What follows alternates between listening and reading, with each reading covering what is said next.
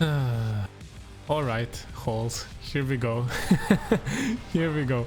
Okay, so the reason why I sigh at holes is last week I've tried to time about 4 holes keys. I started on 19 and I dropped it to like 15 or something. It was horrible. Doesn't matter. Let's focus on this. Hi guys and welcome to the video. Basically this was a pretty awful week in my opinion. Pretty disgusting combination of affixes from healer's perspective. Bursting. I don't think there's any healer that likes bursting. I would imagine it's a little bit easier to deal on Shami and maybe Disc because you can dispel it. But as a Paladin, I really do not like dealing with it, I have to admit. It actually was harder than I thought it's gonna be. And also explosive. I personally don't mind explosives. I've gotten like a little bit more practice, and I think you'll notice this key. I've been pretty good at dealing with them. And then this week is Tyrannical. This is the only reason why I even wanted to upload this video, is because I think Tyrannical weeks are interesting. And here I just died, which is pretty bad of me. I didn't use Divine Shield, I didn't use Divine Protection, I didn't use Healing Potion.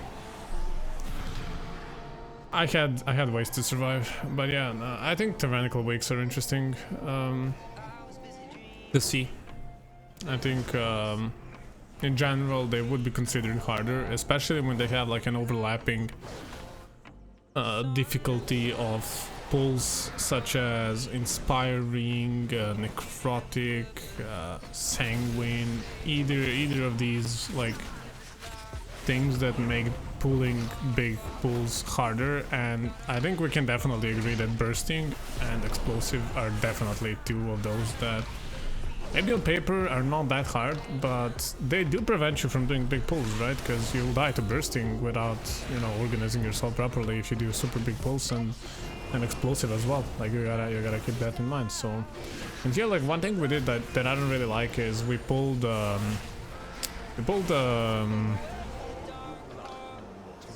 Gargoyle for packs. So I would recommend usually keeping Gargoyle for Pride on higher keys, or if it's fortified you can do Pride with cooldowns and then keep the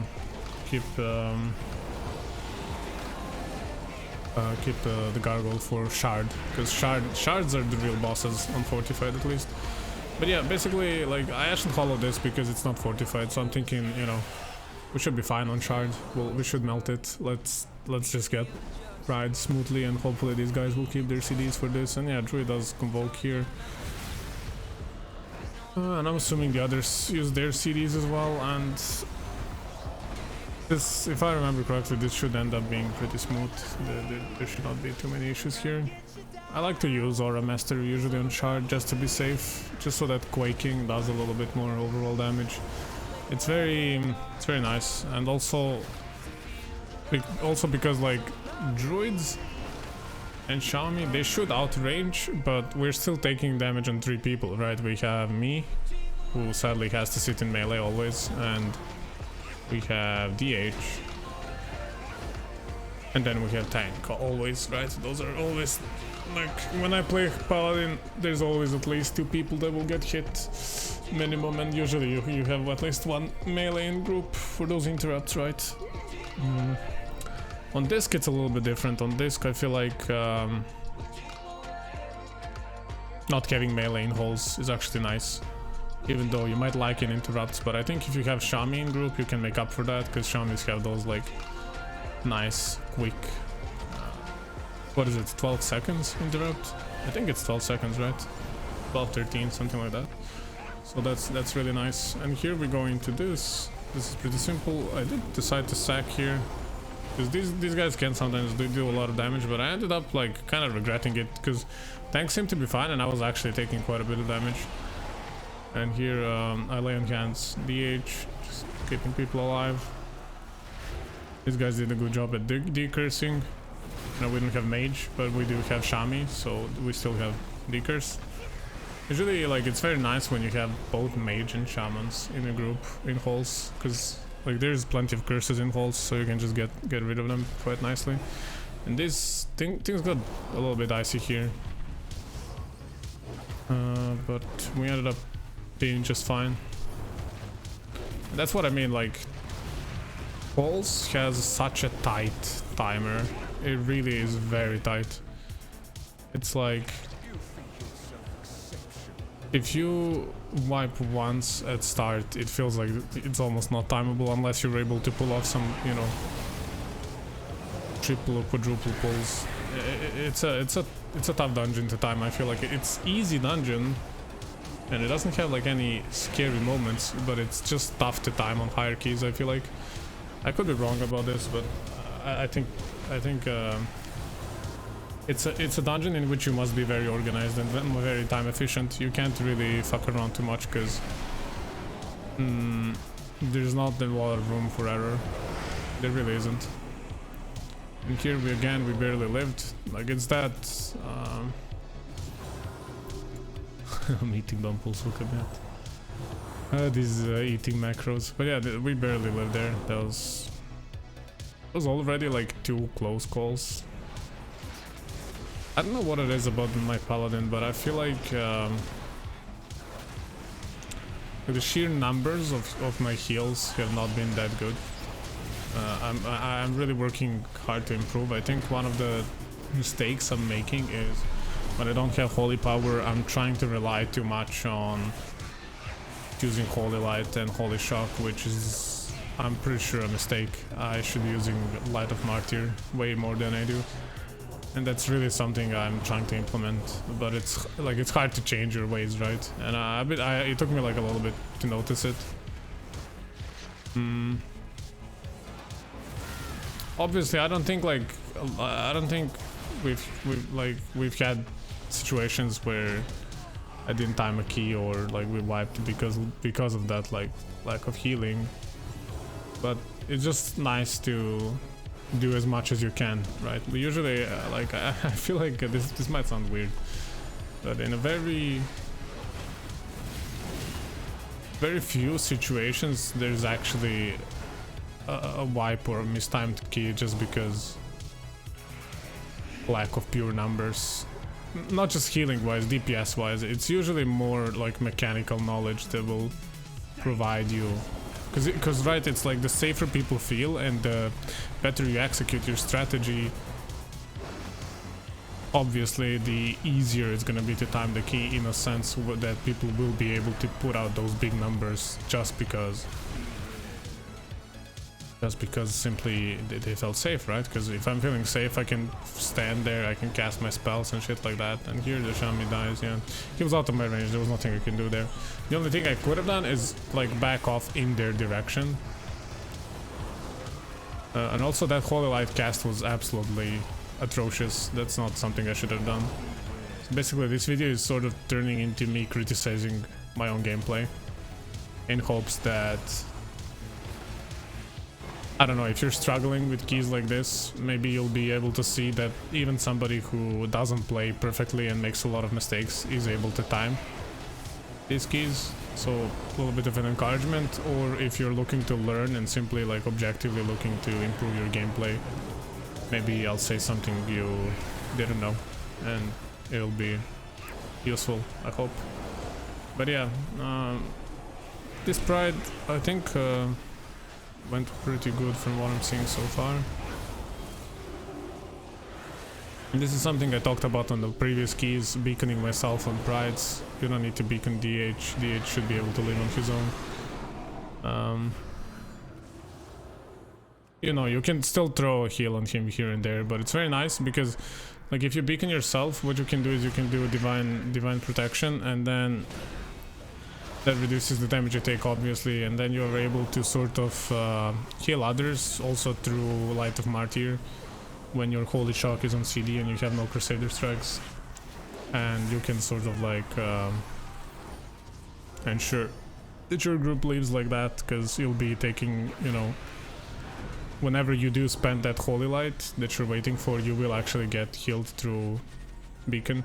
Just keep in mind, I'm pretty sure that healing others through Light of Martyr does not heal you through beacon. I could be wrong about that, but I think that's how it works, if I remember correctly. And here we get second Stoneborn into the boss. I saved my Ashen Hollow for this. Keep in mind, this is something I actually was very smart of me. I put it like just on the edge, because I know that at some point we'll have to move a little bit back. Now obviously we shouldn't be too long on this boss, because this is like a last Ashen Hollow, but it's Tyrannical, right? And we don't have Pride. Actually, come to think of it, it's kind of weird we didn't do Pride for the boss and then... Oh, I'm pretty sure there's a route in which you get Pride for Halkias. Maybe not, maybe I'm wrong. I'm really not very knowledgeable about routes, so here I was figuring, dude, this is so bad. I was like changing the current segment on the details. Basically, because I was curious how much damage I've dealt, and then I saw like a bad number, and I was like, there's no way that's current, so I knew it's overall. And I remembered like I'm recording this, you know, and I might want to upload it, so I want people to see the current damage. So yeah, I do apologize about that. It took me only 10 minutes to figure out, huh? But yeah, it is what it is. As you can see, like this boss is really easy. Like, you should never die to this boss. This boss is easy to heal, easy to damage. The only thing is that tank needs to be careful. Like if your tank doesn't move him nicely, then you're gonna struggle. But basically, the idea is see these debris he leaves on the floor. That really hurts. So you want him to throw 2 or 3 of them, and then before he does like refracted sunlight, you want to move him out of that area. So it basically comes down to your tank knowing mechanics of the boss. If your tank knows what he's doing, you will be absolutely fine on this boss. I mean, I want to say there's no way you should fail, but there's always a way you fail. What I mean is, like, you shouldn't fail that boss, at least. In Halls of Atonement, honestly, there isn't really any boss that should kill you, except maybe second one. But even that is sort of... it shouldn't happen. Now, obviously, a lot of things shouldn't happen, and they happen anyway, but this really shouldn't, like... Packs and like tight timer is the real enemy in holes, not the bosses. So that's why I think on Tyrannical holes is actually quite nice. I think this might be one of the very rare scenarios where it's a dungeon in which Tyrannical actually might be easier than Fortified. Don't quote me on that, but it feels like that from my perspective as a healer. Also, we got a clutch lane hands there again. Quite lucky. It just came back as well. And one mistake I'm making here, which is very obvious now that I'm looking back, is my uptime for melee is actually really low. Like a lot of time I'm actually not in the melee range at all, and I'm not hitting, which is losing me both damage and holy power, and that's just something you shouldn't do. I think the reason is that I still it's kind of awkward to say, I've been saying it so many times, but I still get scared of certain melee mechanics that I'm not used to. I mean Disc Priest, and I learned this dungeon as a Disc Priest, which is completely different playstyle from Holy Pala, and relearning it has definitely been a process. And I'm enjoying Holy Pala a lot. I like the melee playstyle, don't get me wrong, but it is sometimes harder and trickier to sort of like move and heal, as opposed to on a disc. Like you usually don't do both at the same time. I mean you do, but obviously like if tank kites or something, you don't have to go with him, you just keep casting spells, whereas as a Pala you have to move. And I mean, I know this sounds funny and it's like, so just move, bro, you know. And I agree, it's not as hard as it should be, but sorry, not as hard as it sounds, but it's just something that takes some time to get used to. And here actually I'm surprised, but people actually stacked relatively nicely. At least these two. Not really though. Ideally, like if you're playing with a Holy Pala on Prize, you really want to stack so Paladin can heal you with Light of Dawn. It's not a good spell, but it's a spell that helps with AoE healing. It's our only AoE we got, and really just stack. There's no reason not to stack. Unless you're pulling Pride with something else, then it's a different story, but yeah. And here I kind of wait a little bit. Oh, I actually wanted to see if I can... I was thinking whether to wait for ads, and then I realized there's no really point in that. Like, it will last long enough, right? You can see, like, we just melt these guys, and goes on Shami. Shami actually dodges it. Pog, what a player! Absolute beast.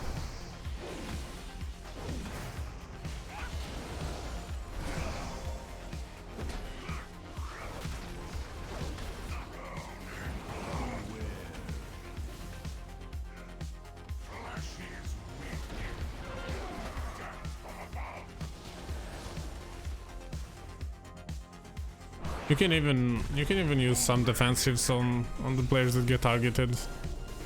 But you can see this is Tyrannical 17 and it's not that tough.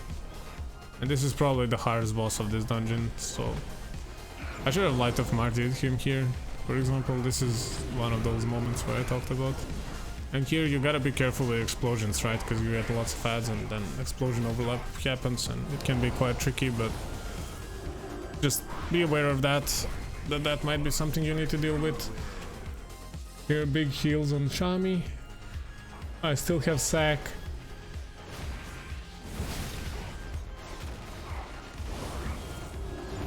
I'm saving it just in case, like the tank, if tank gets some big damage or if I need to sack somebody. But ideally, I'm trying to save it for the next pull, because next pull can be quite tricky for tanks, because it has 2 dogs, and it's a pretty big one. And here we get a situation where we start taking a lot of damage. I actually end up bubbling here, and thanks to that bubble I keep people alive, and this is one of those times where I'm casting Holy Light where I probably shouldn't be. This probably should have been again Martyr or Flash of Light.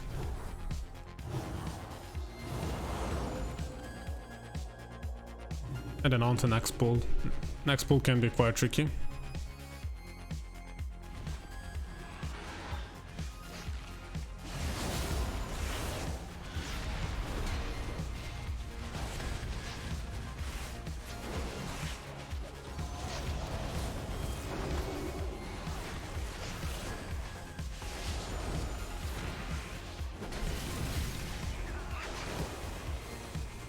Basically just try to interrupt as much as I can, keep up consecration on the ground. Don't cast it like a maniac, just throw it here and there, especially when you know there's gonna be kiting. Try to predict and then see how I kinda like cast it not on them but a little bit to the, you know, to the open room, so because I know tank is gonna run through, so like increase the uptime. Try to deal with explosions for your team as a healer if there's not heavy damage going on. This group was actually really good.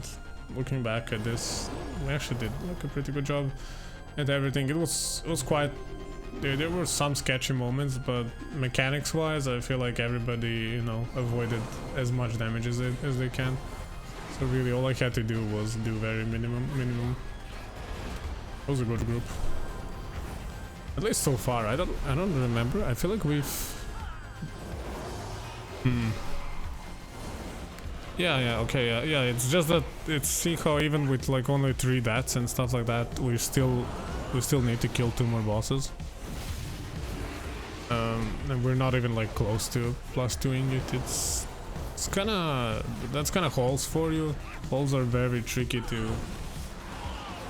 time. I don't think I've ever +2'd holes above like, you know, 14, 15. Obviously, on some lower levels when I used to play it, it was possible, but in these, like, you know, 14s, 15s and above, you kind of have to do a little bit bigger pulls. You have to And it should be doable though as well. You should be able to do that, because Halls really does not have hard pulls, not a lot of them at least. As long as your tank knows how to kite and your guys are decursing, you as a healer should not struggle to keep up your party on a lot of pulls. They're really not that crazy. And it's one of the rare dungeons in which even if you don't interrupt perfectly, I feel like you don't wipe. You will take more damage obviously, but it's not a wipe. I mean, there's a lot of dungeons in which one missed interrupt can literally mean death. Like for example Spires. Miss an interrupt on Goliath on a fortified week and see how that works out for you.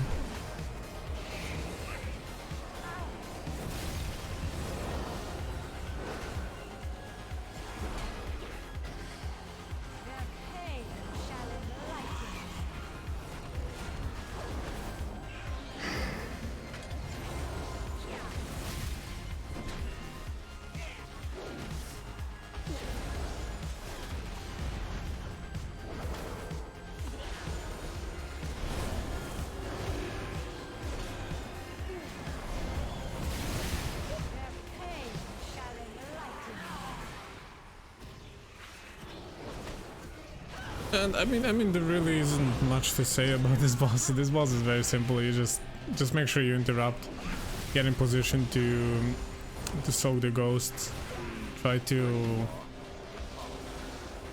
try to not get hit by swirlies. That's about it. Like, it's a very simple boss.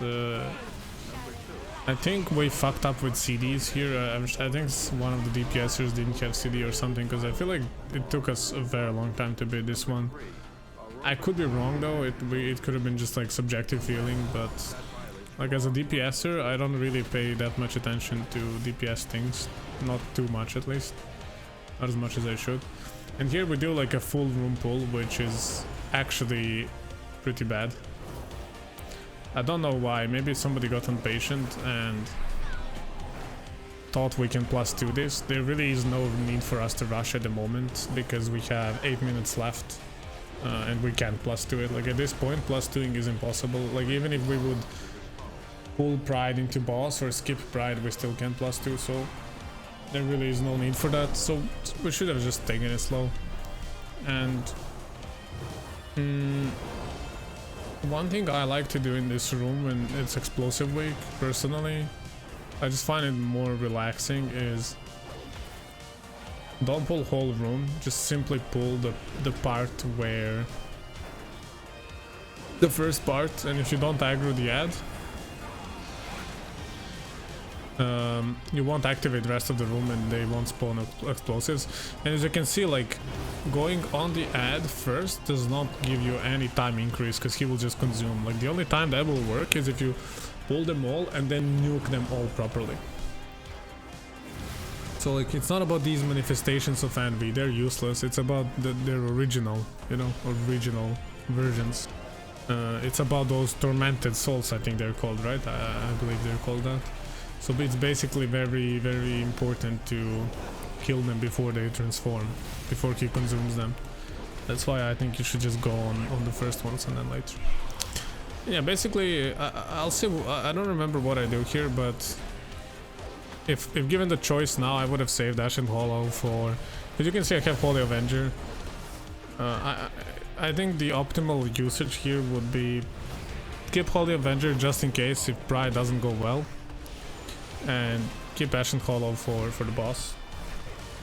Like, we have Darkness, we have Aura Mastery, we have Ashen Hollow to deal with 2 soaks that we'll have on the boss. That should be more than enough. Oh, I remember. Oh, well, we're gonna do something wonky on the next boss.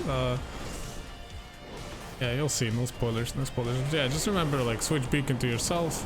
That is nice. I actually like that.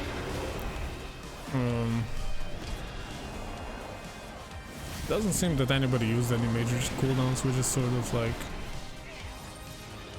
We were very stable going into this, which I think helped us make this Pride smooth.